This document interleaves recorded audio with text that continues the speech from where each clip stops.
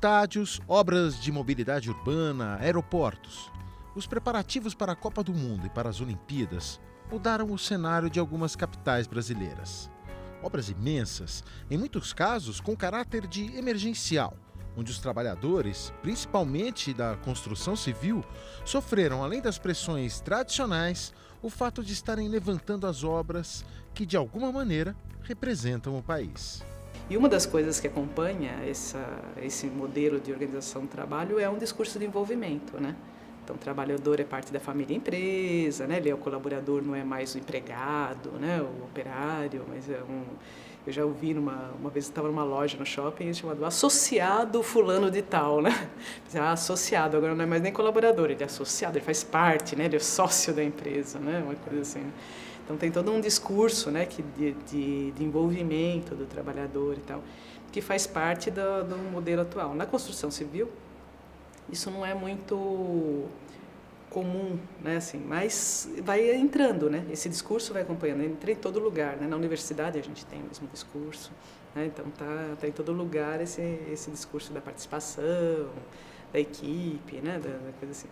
Então, eu imagino que na questão da Copa e na questão dos estádios, do grande evento nacional, o Brasil agora está maravilhoso, está tudo ótimo, né? Deve ser mais forte, né? Arena Itaquera, casa do jogo de abertura da Copa do Mundo.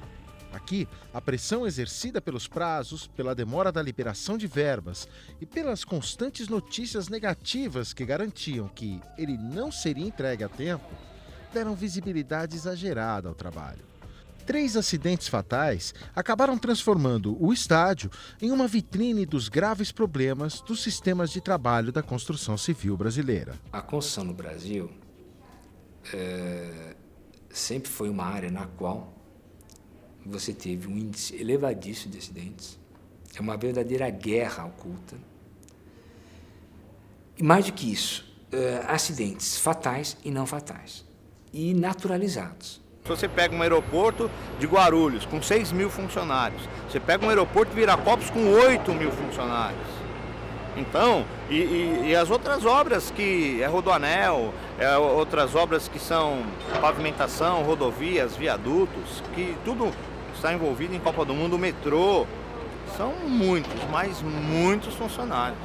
Se você leva a coisa às últimas consequências, você começa a tocar a obra para valer 6 meses antes da Copa, você não tem outra coisa além de colocar o quê? Quem está vindo, pegar engenheiros que mal se conhecem, contramestre, colocar estagiário para ver se tem algum resultado, e é o que está acontecendo. Então isso leva de per si, independente da boa ou má intenção, não estou culpando as pessoas individualmente, a você ter um sistema que é perigoso sim. Hoje a gente vê aí prédios caindo. Então, peraí, o que está de errado? Uma projeção de pessoas que estudam, que se formam, que fazem uma projeção para aquela construção e de repente a construção vem abaixo, então alguma coisa está errada. Não sei se falta de preparo hoje, se as pessoas estão saindo da faculdade já abrindo seu próprio escritório sem uma experiência maior. Eu sei que realmente ainda, no meu ponto de vista, ainda há um índice alto que poderia ser evitado. E isso, infelizmente, está ceifando vidas. Então, veja bem, isso não é novidade, não é um problema da Copa, não é um problema do governo, mas é claro que esses problemas acabam se incentivando. E é por isso que eu digo, a Copa, sob esse aspecto, ela é didática, ela tem uma função pedagógica, ela expõe o que acontece nos bastidores do mundo do trabalho. Porque se você for ver fora da Copa, a situação do trabalhador brasileiro não é muito diferente. Se você for ver como é que ele é tratado em Belo Monte, você vai ver que não é muito diferente. Almir é técnico de segurança e estava trabalhando na obra no momento dos acidentes. O impacto e sua repercussão fizeram com que ele questionasse a profissão. Nossa profissão é injusta. Infelizmente é muito injusta. E trabalhar no dia seguinte, como é que é? Cara, é aí que entra o lado psicológico do técnico de segurança. Tem muita gente que se forma pensando só no financeiro. E você tem que gostar. Se você não gostar e amar a profissão, você não fica. Entendeu? Porque aí entra o lado psicológico, de trabalhar a autoestima dos funcionários que estão cabisbaixos e eles necessitam desse apoio moral. Entendeu? Porque Tem obras, se um negócio desse, a primeira vez que ocorreu comigo foi aqui, mas tem obras aí que técnicos de segurança são, como é que fala, menosprezados no outro dia. O trabalho da construção civil é um trabalho que exige uma certa sincronicidade e exige um certo espírito de corpo. Tanto que eles têm rituais, né? Pesquisadores como Christophe Dejoux, né, já pesquisaram isso à beça. Eles têm rituais, mecanismos de defesa, por exemplo, que só ocorrem, só acontecem, se você tiver um grupo constituído. Não basta ter um sujeito ao lado do outro.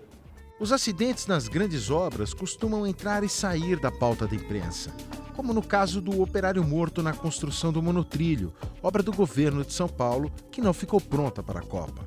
Mas as paixões despertadas pelos mega-eventos fazem com que haja a busca por culpados, de maneira muitas vezes leviana. É preciso dar respostas, nem que elas nem sempre sejam corretas. É o excesso de confiança da pessoa, um pouco de erro, porque a pessoa, se ela tem o IPI correto, se ela tem todos os apetrechos que ela tem que usar numa obra como essa, que diz que é obra de risco 4, o máximo de risco, e ela não usa, ela também tem um pouco da culpa. Obviamente que se tivesse uma fiscalização em cima, as pessoas adequadas, técnico de segurança, engenheiro, que tivesse ali, poderia coibir e isso não viria a acontecer. Mas tem a parte de culpa da própria pessoa, tem sim. O que é mais grave nisso é a individualização da culpa, né, que eu acho que a gente coloca. Então, assim, o trabalhador não usou, eu vi rapidamente nas entrevistas, nas reportagens, o trabalhador não usou o equipamento de proteção que tinha disponível na obra, né? E como se fosse uma questão dele usar ou não, né? Agora, a gente sabe que, assim, que na pressa, se você tirar, por exemplo, você tem um cinto de segurança, ele estava pendurado no alto. Então, você tem um cinto de segurança que você vai ter que anexar num lugar. Depois você vai para o outro, você tem que tirar de lá, vai pôr...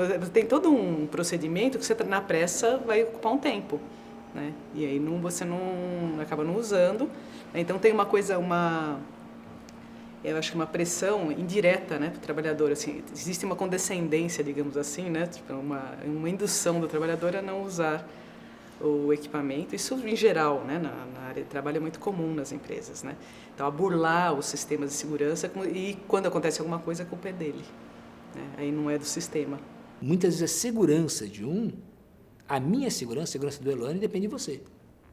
Depende de qualquer um que esteja aqui, né? Então, veja bem, é um trabalho que aparentemente é individual e quando a gente está de longe, vê um cara aqui, outro no outro andar, um com o carrinho, outro com não sei o que lá, aparentemente, mas ele, na verdade, é essencialmente coletivo. Ou você tem um coletivo do trabalho, ou a questão da segurança fica o quê? Precarizada. Essa naturalização, isso, né? Uma morte. Teve 3 mortes só, até que foi pouco, né? Agora, quem são, né? São pessoas, né? Não é uma morte, não é uma coisa, né? Mas assim se lida com as pessoas dessa forma, né? É o operário, assim, o valor que se dá para essa vida, né? Em relação a vidas outras, né? De pessoas que estão em outro contexto, né? As pessoas ficam abaladas, tá? É difícil porque você está ali convivendo com aquela pessoa o dia a dia, vendo aquela pessoa todos os dias, conversa, brinca e tudo mais, e de repente, num piscar de olhos, acontece um acidente, isso abala o trabalhador, as pessoas ficam muito chateadas, são vidas, são seres humanos que saem de casa e a família está esperando ele voltar. Então isso para nós chateia, deixa a gente muito triste, mas infelizmente são situações que acontecem. Para o Pelé é um cara lá, para a televisão, para a Rede Globo é um trabalhador, agora para as pessoas que estão lá é o colega deles, né?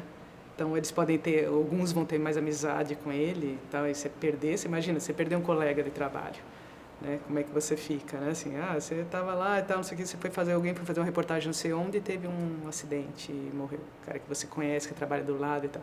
Você fica abalado, né? Você fica muito forte e tal. E a outra coisa é a possibilidade de acontecer com você. Então, aquilo denuncia, né? Que pode acontecer com você também. Então, a gente pode ter várias hipóteses. Aí. Os trabalhadores começarem a fazer mais a operação padrão, de fazer todas as regras de segurança e a coisa fica mais lenta porque eles estão fazendo tudo direitinho, né? Mas também porque ficam abalados, né? Provavelmente é uma coisa que mexe, né? Mas então o que fazer para prevenir esses acidentes? E como a psicologia pode participar dessa prevenção? Se você parar para analisar, Metrô, obras do metrô, teve mortes. Aí você para e analisa, obras do aeroporto, teve mortes. Então, é a hora de parar e analisar o porquê que isso está acontecendo. E trabalhar em cima disso. As empresas, os profissionais, o que a gente pode fazer para que isso seja anulado. Porque não foi uma morte, nem duas, foram várias. O papel da gente nessa questão toda da Copa e tal, talvez fosse estar junto com os trabalhadores, junto com os sindicatos, discutindo uma conscientização, não conscientização para evitar ato inseguro, né, que se coloca nos acidentes normalmente, quando se culpabiliza, culpa o trabalhador, né, e o nome que se dá isso é ato inseguro. Então, o trabalhador cometeu um ato inseguro, porque ele tinha possibilidade de fazer outras coisas. Isso é uma coisa que a gente briga na saúde do trabalhador há décadas, né? Então, assim, não existe isso, né? O ato inseguro é quando você não tem uma condição segura e quando você não tem, né? Tem, na legislação, inclusive, prevê isso, né? Que o empregador tem que oferecer todos os meios, tem que oferecer todas as questões. É a responsabilidade dele a segurança dos trabalhadores, né? Mas, na prática, sempre se lida com essa história do ato inseguro, né? Então, você discutir isso, por exemplo, num sindicato, com os trabalhadores da construção civil, né? Então, o que é, o que não é, como você vai lidar com isso, né? Ou cobrar os seus direitos, a não entrar nesse jogo, talvez fosse uma atuação interessante, né? Para o psicólogo fazer. No próximo episódio de Diversidade, como um mega evento muda o ânimo das cidades e de todo o país. E o caso do mega evento que não houve, mas mesmo assim ajudou uma comunidade do Rio de Janeiro. Pessoas que investiram achando que viriam muitas pessoas para cá, que fosse todas as pessoas convergirem para cá e, na verdade, não aconteceu.